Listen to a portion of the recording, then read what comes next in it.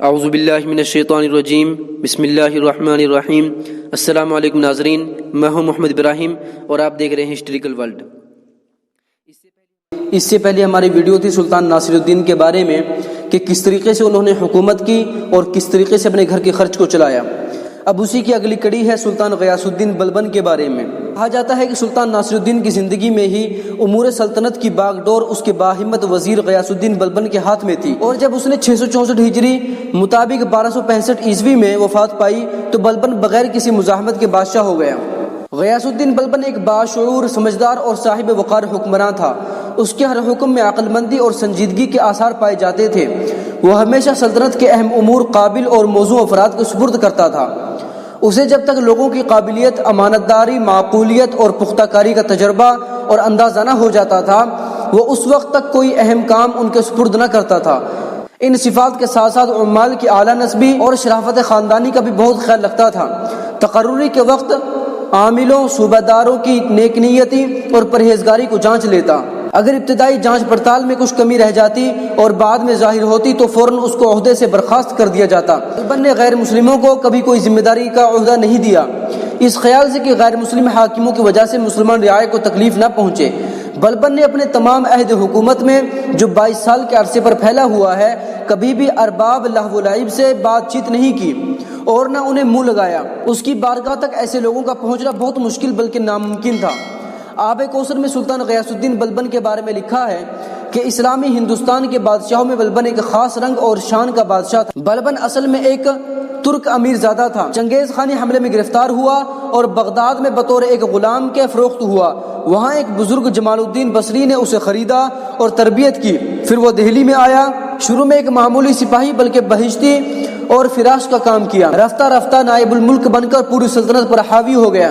اس کے عہد حکومت تک بادشاہ فقط امراء کا سردار ہوتا تھا، لیکن بلبن کا بادشاہت اور ملوکیت کی نسبت ایک نقطہ نظر تھا جو اس کے پیش روؤں بالخصوص درویش مزاج اور سادی طبع ناصر الدین محمود بلکہ صوفی منش التمش کے طریقہ کار سے بالکل مختلف تھا، اور اس نے بادشاہ کو امراء سے بہت بالا و برتر ایک جداگانہ ہستی بنا دیا۔ بلبن کا قول تھا کہ نبوت کے بعد خلق خدا کی خدمت کا سب سے عمدہ ذریعہ بادشاہت ہے، اس کے حقوق کا پاس ضروری ہے، اور جو بادشاہ اپنا جاہ و حشم، رعب و دبدبہ قائم نہیں رکھتا وہ اپنے فرائض پوری طرح بجا نہیں لا سکتا، اور اس کی رعایا بغاوت اور دوسری خرابیوں میں مبتلا ہو جاتی ہے۔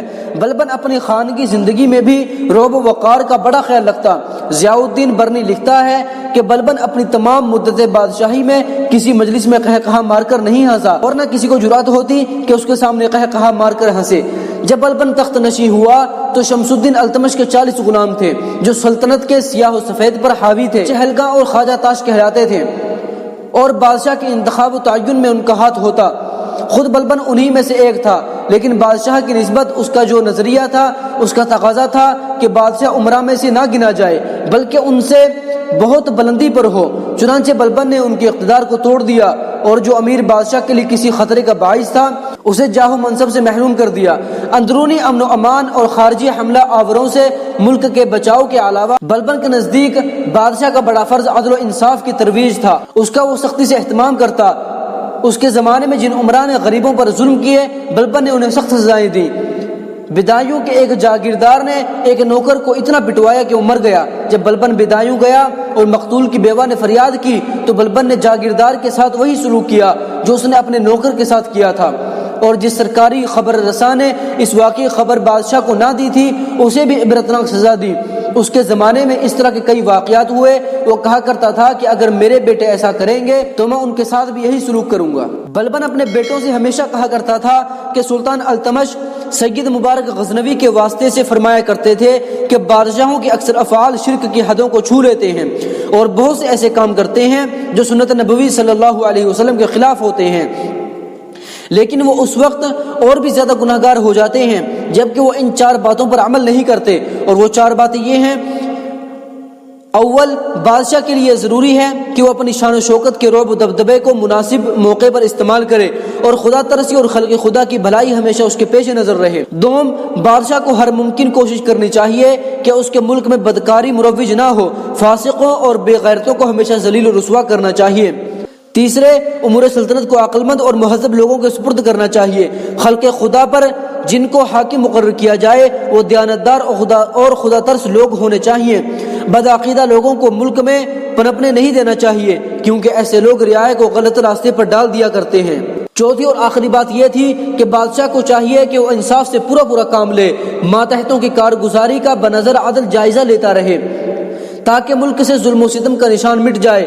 بس تم سب جو میرے جگر کے گوشے ہو، یہ بات اچھی طرح سمجھ لو کہ اگر تم میں سے کسی نے کسی عاجز اور لاچار کو ستایا تو میں ظالم کو اس کو ظلم کی پوری سزا دوں گا۔ اگلی کڑی ہے بلبن کی شخصیت کے بارے میں کہ سلطان غیاث الدین بلبن کی شخصیت کیسی تھی اور اس نے حکومت کس طریقے سے کی۔ محترم ناظرین، مورخین تحریر کرتے ہیں کہ جب کبھی غیاث الدین بلبن کسی شہر کے کنارے یا کسی دریا کے پل کے قریب پہنچ جاتا تو خود کنارے پر کھڑا ہو جاتا اور اپنے عہدیداروں کو حکم دیتا کہ وہ ہاتھیوں میں لکڑیاں لے کر انتظام کریں اور سب سے پہلے مریضوں، عورتوں، بچوں اور کمزور جانوروں کو پار اتروائیں۔ اور یہ عام حکم تھا کہ صحت مند و توانا لوگ معذوروں اور لاچاروں کی مدد کریں۔ اس کے بعد گھوڑے، ہاتھی اور بار برداری کے دوسرے جانور پانی کو عبور کریں۔ ایسے انتظامات کے سلسلے میں بلبن نے اکثر مقامات پر کئی دن بسر کیے، لیکن اس کے دل پر کسی قسم کا خوف طاری نہ ہوا۔ تخت نشینی سے پہلے یعنی زمانہ امارت میں بلبن کو شراب خوری کی بہت زیادہ عادت اور اس کی محفل خوش آواز ساتھیوں اور فنکار گویوں سے بھری رہتی تھی۔ متعدد امراء اور رئیس اس محفل میں بلائے جاتے اور بلبن بڑے شوق کے ساتھ ان سے چوپڑ کھیلتا اور اہل محفل پر سونا اور چاندی نثار کرتا۔ لیکن جب حکومت کی باغ ڈور بلبن کے ہاتھ میں آئی تو اس نے اپنی ذمہ داریوں کو محسوس کرتے ہوئے ان افعال سے توبہ کر لی، پادہ خاری اور دوسرے تعیشات کا نام و نشان تک اپنے ملک سے مٹا دیا اور بڑی سختی سے ارکان مذہب یعنی نماز، روزہ وغیرہ کا پابند ہو گیا۔ فرائض کے علاوہ اس نے کبھی تہجد، چاشت اور اشراق کی نمازیں بھی قضا نہیں کی۔ وہ ہر وقت باوضو رہتا تھا۔ عالموں، صوفیوں اور بزرگان دین وغیرہ کی موجودگی میں دسترخوان پر کبھی پیش دستی نہ کرتا۔ بلبن کی عادت تھی کہ کھانے کے وقت علماء سے مختلف مسائل کی تحقیق کرتا۔ وہ امیروں، وزیروں وغیرہ کی قیام گاہوں پر ان سے ملاقات کے لیے جاتا اور اس طرح ان کی عزت افزائی کرتا۔ اس کا معمول تھا کہ جمعہ کی نماز پڑھنے کے بعد مشائخ اور علماء کرام کے گھروں میں جاتا۔ شیخ برہان الدین بلخی، مولانا سراج الدین سنجری اور مولانا نجم الدین دمشقی جیسے جید اور بزرگ علماء کی صحبت سے فیضیاب ہوتا۔ جب حکومت کے کسی رکن یا بزرگ کا انتقال ہو جاتا تو وہ اس کے جنازے پر جاتا اور تجہیز و تکفین میں شریک ہوتا۔ بعد میں مرنے والے کے گھر پر جا کر صبر کی تلقین اور راضی برضائے خدا رہنے کی تاکید کرتا۔ مرحوم امراء کے وارثوں کو خلعت اور انعامات وغیرہ سے سرفراز کرتا اور یتیم بچوں کی پرورش کے لیے بھاری وظیفے مقرر کرتا اور ان کے غم میں برابر کا شریک رہتا۔ بلبن کی عادت تھی کہ کہیں سوار ہو کر جاتا اور راستے میں یہ معلوم ہوتا کہ یہاں واز ہو رہا ہے تو وہ سواری سے اتر کر مجلس واز میں شریک ہو جاتا۔ وہ خدا اور رسول اللہ صلی اللہ علیہ وسلم کے احکامات کو بہت غور سے سنتا اور زار و قطار روتا۔ مورخین تحریر کرتے ہیں کہ بلبن کے قدیم غلاموں اور خاص ملازموں کا بیان ہے کہ ان میں سے کسی نے کبھی بادشاہ کو ننگے سر اور ننگے پاؤں نہیں دیکھا۔ وہ محفل میں کبھی قہقہہ کہانا لگاتا تھا۔ بلبن کا قول ہے کہ بادشاہ کا رعب اور اس کے وقار کا سکہ رعایا کے دل پر جس قدر سنجیدگی اور متانت سے بیٹھتا ہے اسی قدر سیاست کا اثر نہیں ہوتا۔ وہ یہ بھی کہا کرتا تھا کہ اگر کوئی بادشاہ بارعب نہیں ہوتا تو اس کی رعایا سرکشی اور بغاوت کی طرف مائل ہو جاتی ہے۔ جو بادشاہ اپنے ذاتی وقار کا تحفظ کرتا ہے وہ بڑے اطمینان کے ساتھ مدتوں حکومت کر سکتا ہے۔ بصورت دیگر اس کی حکومت فتنہ خیزیوں اور ہنگامہ آرائیوں کا مرکز بن جاتی ہے۔ قوانین انصاف محض کتابوں کی زینت بن کر رہ جاتے ہیں اور عملی زندگی میں ان کو پیش نظر نہیں رکھا جاتا۔ ظلم و جور کا دور دورہ ہو جاتا ہے۔ بلبن ان تمام صفات اور اعلیٰ عادات کے باوجود بغاوت اور سرکشی کو ناپسند کرتا تھا۔ باغی چاہے مسلم ہو یا غیر مسلم اس کی سرزنش میں کسی قسم کی رعایت نہ کرتا تھا۔ اس کے عہد حکومت میں ملک میں امن و امان برقرار رکھنے کے لیے مفسدوں کو ہر طرح کی سزائیں دی جاتی تھیں۔ قتل کرنے یا قید خانے میں ڈال دینے کی سزاؤں میں وہ قطعاً دریغ نہ کرتا تھا۔ یہی وجہ تھی کہ کوئی بلبن کی اطاعت کا منکر نہ ہوتا تھا۔ شمس الدین التمش کے عہد کے وہ قوانین اور ضابطے جو اس کے جانشینوں کی غفلت اور نااہلی کی وجہ سے تقریباً منسوخ ہو گئے تھے اس کو بالکل اسی طرح مروج کیا جیسے کہ وہ التمش کے عہد میں مروج تھے۔ بغرا خان اپنے والد بلبن کے بارے میں کہتا ہے کہ جب میں اور میرے بڑے بھائی خان شہید نے خطاط کے سامنے مفردات لغت اور نوشت و خواند ختم کر لی تو شاہی ملازم سلطان غیاث الدین بلبن کی خدمت میں گئے اور عرض کیا کہ اب شہزادے صرف و نحو اور فقہ میں کسی چیز کی تعلیم حاصل کریں اور کون سے استاد اس مقصد کے لیے مقرر ہوں، اور عرض کیا کہ اب شہزادے صرف و نحو اور فقہ میں کس چیز کی تعلیم حاصل کریں اور کون سے استاد اس مقصد کے لیے مقرر ہو۔ بادشاہ نے جواب دیا خطاط کو خلعت اور انعام دے کر رخصت کیا جائے اور میرے بیٹوں کو دانا مورخین اور سمجھدار استاد آداب السلاطین اور معاصر السلاطین جیسی کتابیں جو بغداد سے سلطان التمش کے بیٹوں کے لیے لائی گئی تھیں پڑھائی جائیں، اور اس کے بعد میرے بیٹے ان تجربہ کار بوڑھوں کی صحبت میں رہیں جو علم تاریخ اور احوال بزرگان دین میں مہارت رکھتے ہوں، اور کم ہمت گدا طبع لوگ ان کے قریب نہ آئیں۔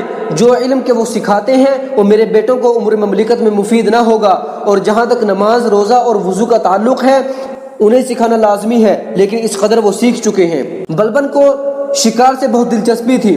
سلطنت و حکومت کے فرائض کو بخوبی انجام دینے کے ساتھ ساتھ اکثر تمام دن سیر و شکار میں بسر کرتا۔ سردی کے موسم میں شکار کے لیے دہلی کے چاروں طرف 20-20 کوس کے راستے کی حفاظت کی جاتی تھی۔ بلبن کا معمول تھا کہ وہ شکار کے لیے اس وقت نکلتا جبکہ تھوڑی سی رات باقی ہو، اور دوسری رات کا 2/3 حصہ جب گزر جاتا تو وہ شکار گاہ سے اپنی قیام گاہ پر واپس آ جاتا۔ اس کے ساتھ ہمیشہ 1000 سوار اور 1000 پیادہ تیر انداز رہتے تھے جن کے تمام اخراجات شاہی خزانے سے ادا کیے جاتے تھے۔ کہا جاتا ہے کہ جب ہلاکو خان نے بلبن کے اس شوق کی تفصیل سنی تو اس خونخوار فرمانروا نے کہا بلبن ایک تجربے کار اور عاقبت اندیش بادشاہ ہے۔ بظاہر تو وہ شکار کا شوق کرتا ہے لیکن دراصل اس صورت سے وہ سواری کی ورزش اور اپنے لشکر کی حفاظت کرتا ہے۔ بلبن نے جب ہلاکو خان کی یہ بات سنی تو وہ اس کی عقل مندی اور شعور کا بے حد معترف ہوا اور کہنے لگا فرمانروائی اور سیاست کے قواعد و ضوابط وہی شخص بہتر طور پر جان سکتا ہے جس نے اپنی تلوار کے بل پر جہاں بانی کی۔ جب غیاث الدین بلبن کی سلطنت اور حکومت کی بنیادیں اچھی طرح مضبوط اور پائیدار ہو گئیں تو اس کے چند قابل اعتبار اسیروں نے بلبن سے عرض کیا کہ گجرات اور مالوا کے علاوہ چند دیگر مقامات جو قطب الدین ایبک اور سلطان التمش کے زمانے میں اسلامی حکومت میں شامل ہو گئے تھے اب خود سر ہو گئے ہیں۔ اب یہی مناسب ہے کہ ان خود سر علاقوں کی طرف توجہ کی جائے تاکہ ان مقامات کو شاہ دہلی کا مطیع و خراج گزار بنایا جا سکے۔ بلبن نے یہ سن کر امیروں سے کہا ان دنوں مغلوں کی ہنگامہ خیزیاں بہت بڑی ہوئی ہیں، انہوں نے ہندوستان کے ایک حصے پر قبضہ بھی کر لیا ہے اور ان کی ایک جماعت ہندوستان پر باقاعدہ چھاپے مارتی رہتی ہے۔ اس صورتحال میں دہلی سے نکلنا اور دور دراز علاقوں کو فتح کرنے کے لیے دارالسلطنت کو محافظوں سے خالی کرنا بعید از دانش مندی ہے۔ اس وقت یہی مناسب ہے کہ اپنے ملک میں رہ کر سلطنت کو دشمنوں سے محفوظ رکھا جائے، نہ کہ نئے علاقے فتح کرنے کی ارادہ کیا جائے۔ اب اسی کی اگلی کڑی ہے کہ سلطان غیاث الدین بلبن نے اپنے بیٹے خان شہید کو کیا کیا نصیحتیں کی۔ مورخین لکھتے ہیں کہ خان شہید حسب معمول اپنے باپ سے ملاقات کے لیے ملتان سے دہلی آیا۔ بلبن اپنے بیٹے کی آمد اور اس کی سعادت مندی سے خوش ہوا اور اسے شفقت پدرانہ سے مسرور و محفوظ کیا۔ خان شہید نے 3 ماہ تک دہلی میں قیام کیا۔ اسی زمانے میں مغلوں کی ہنگامہ آرائیوں کی خبریں پہنچی۔ جب خان شہید ملتان جانے کے لیے تیار ہوا تو بلبن نے تنہائی میں اسے بلا کر کہا کہ میری زندگی کا بہت بڑا حصہ بادشاہت اور حکومت کے کاموں میں گزرا ہے، اس وجہ سے میرے تجربات کا دائرہ بہت وسیع ہے۔ میں چاہتا ہوں کہ تجھے کچھ ایسی نصیحتیں کروں جن پر عمل کرنا ہر حکمران کا فرض ہے۔ یہ نصیحتیں میرے بعد تجھے بھی بہت کام آئیں گی۔ تم اپنی عظمت اور حکومت کی شان کو پوری توجہ کے ساتھ برقرار رکھنا، اپنی نفسانی خواہشوں کی تکمیل کے لیے بادشاہ کی قوت کو کبھی کام میں نہ لانا۔ تمہیں جو کام بھی کرنا ہو وہ خدا کے لیے کرنا، اور شاہی خزانوں اور دفینوں کو جو دراصل عطیہ خداوندی ہیں ہمیشہ اپنے کاموں میں صرف کرنا، اور خلق خدا کی بھلائی کی طرف توجہ کرنا۔ دین کے دشمنوں کو پنپنے نہ دینا اور ان کی سرکوبی بڑی اچھی طرح کرنا تاکہ وہ ہمیشہ ذلیل و خوار ہوں۔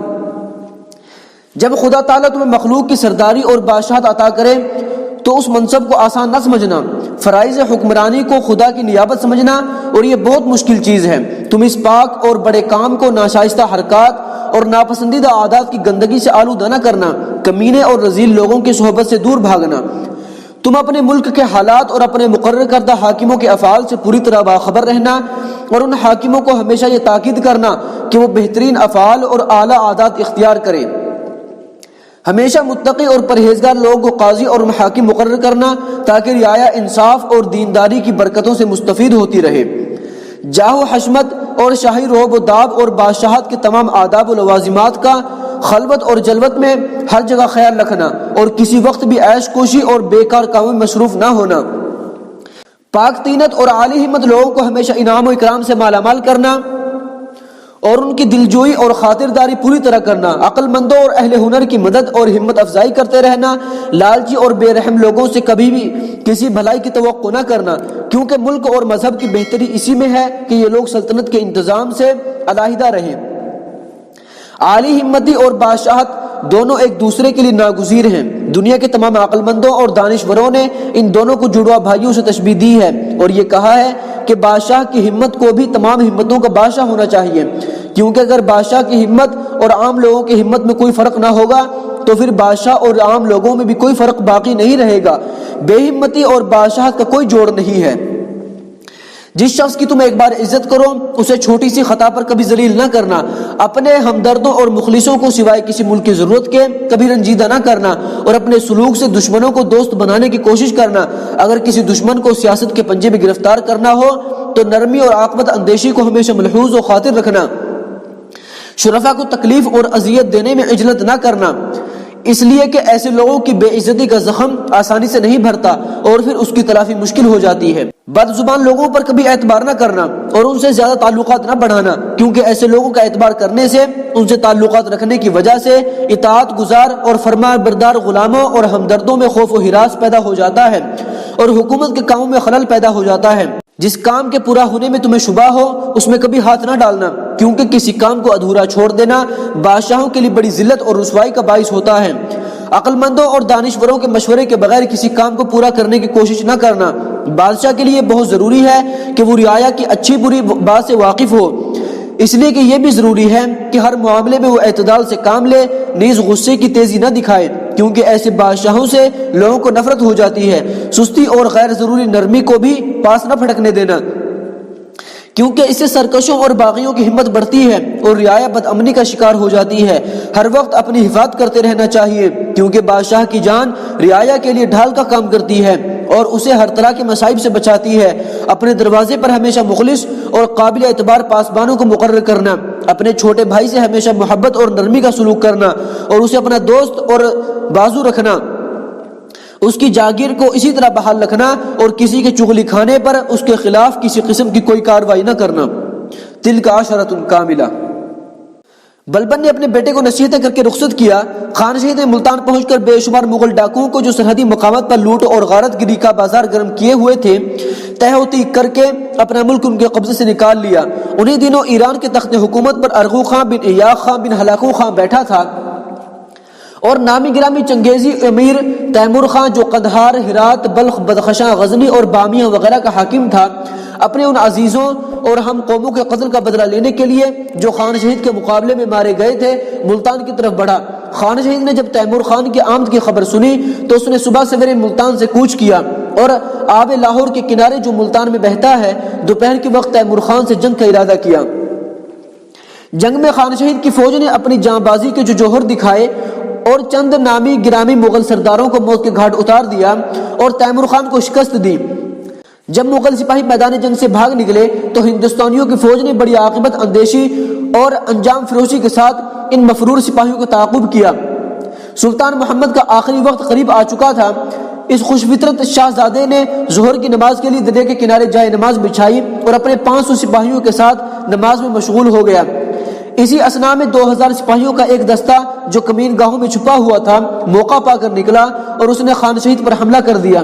خان شہید نے اپنے سپاہیوں کو لے کر مقابلہ کیا، اگرچہ خان شہید کے لشکری اور سواری کے گھوڑے تھکن سے چور چور ہو رہے تھے، لیکن خان شہید مارکا آرائی پر مجبور ہو گیا۔ قبل اس کے کہ مغل شکست کھا کر میدان جنگ سے فرار ہوتے، اتفاق سے ایک جاں گداز تیر خان شہید کو آ کر لگا اور اسی سے ان کی روح قفص عنصری سے پرواز کر گئی۔ اس کے بعد مغل سپاہی بڑی تیزی سے بھاگ کر کھڑے ہوئے۔ غیاث الدین بلبن کی عمر 80 سال ہو چکی تھی۔ خان شہید کی دائمی مفارقت سے اس کی حالت بہت خراب ہو گئی تھی۔ اگرچہ بظاہر یہی کہتا کہ میں راضی پر رضا ہوں، لیکن وہ تنہائی میں راتوں کو اٹھ کر اپنے محبوب اور ولی عہد بیٹے کو یاد کرتا تھا اور زار و قطار روتا تھا۔ جب بلبن چند روز کا مہمان رہ گیا تو اس نے نامی گرامی وزراء کو بلا کر اپنا ولی عہد خان شہید کے بیٹے کخیسرو کو نامزد کیا اور عمرہ کو وصیت کی۔ اس واقعے کے تیسرے دن 685 ہجری مطابق 1286 عیسوی کے آخر میں بلبن نے داعی اجل کو لبیک کہا۔ اس نے 22 سال تک حکومت کی۔ غیاث الدین بلبن کی خوش نصیبی کہ اس کے عہد حکومت میں شیخ فرید الدین شکرگنج رحمۃ اللہ علیہ، شیخ الشیوخ خواجہ نظام الدین اولیاء رحمۃ اللہ علیہ اور بہاؤالدین زکریا مطائی رحمۃ اللہ علیہ کے صاحبزادے شیخ صدر الدین عارف رحمۃ اللہ علیہ، شیخ بدر الدین غزنوی رحمۃ اللہ علیہ، خلیفہ خواجہ قطب الدین بختیار کاکی رحمۃ اللہ علیہ اور سیدی مولا جیسے بزرگ اور صاحب حال درویشان کامل اپنے فیض سے ہندوستان کی سرزمین کو سیراب کر رہے تھے۔ ارادے جن کے پختہ ہو، نظر جن کی خدا پر ہو، تلاطم خیز موجوں سے وہ گھبرایا نہیں کرتے۔ غیاث الدین بلبن کے انتقال کے بعد امیروں اور ارکان سلطنت وغیرہ نے مل کر خان شہید کے بیٹے کخیسرو کو محروم کر کے بغرا خان کے بیٹے کیقباد کو بلبن کا جانشین بنا دیا تھا۔ یہ بھی بلبن کا پوتا تھا۔ تخت نشینی کے وقت کیقباد کی عمر 18 سال تھی۔ اس نے بڑی موضوع طبیعت پائی تھی اور وہ نکتہ رسی، سخن فہمی اور بہت سی عمدہ صفات کا مجموعہ تھا۔ پیدائش سے لے کر تخت نشینی کے وقت کیقباد کی پرورش بلبن کی نگرانی میں ہوئی تھی اور اس کا سارا وقت تحصیل علم میں ہی صرف ہوا تھا۔ نیک طبیعت اور بااخلاق استادوں، اچھی عادتیں رکھنے والے ندیموں کے ساتھ اس کے وقت گزرتا تھا اور یہ لوگ کیقباد کے ہر کام کی نگرانی کرتے تھے۔ جب قسمت نے کیقباد کو شہزادگی سے فرمانروائی کے درجے تک پہنچا دیا تو وہ نگرانی کی ہر طرح کی قیدوں سے آزاد ہو گیا اور اس نے بڑی فراخ دلی سے عیش کوشی اور نفس پرستی میں اپنا وقت ضائع کرنا شروع کر دیا۔ ان کاموں میں وہ اس طرح مصروف ہو گیا کہ اسے نفس پرستی کے سوا اور کوئی بات یاد نہ رہی۔ گویوں، مسخروں، شرابیوں اور عیش پرستوں کے اقبال کا ستارہ بلند ہو گیا اور گلی گلی کوچے کوچے گانے بجانے، ناچ رنگ برنگ کی محفلیں جمنے لگی۔